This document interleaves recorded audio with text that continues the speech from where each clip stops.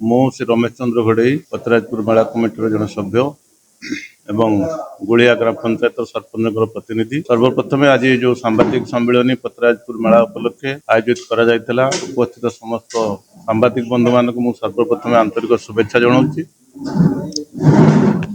द्वितीय कथा हूँ मुझे कही रखा चाहे जो ठाकुर विमान धरिकी जो ठाकुर सेवक माने मेला को आसुचंती पाखापाखि 70 रु अधिका समस्त को मोर गोटे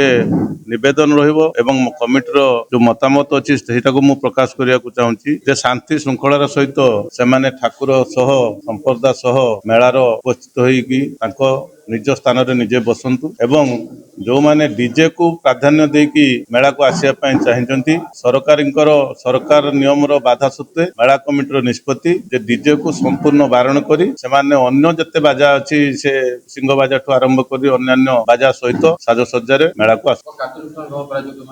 ना आमे तो सेमिति मेला कमिटी तरफ कार्यानुष्ठान ग्रहण करिया पई हमर सेमिति क्षमता नाही किंतु आमे प्रशासनिक स्तर रे जणैचु जे पुलिस की तहसीलदार अछंती मास्टर ड्यूटी तांको भी जणैचु जे से माने सरकारी स्तर रे तांको बंद करी।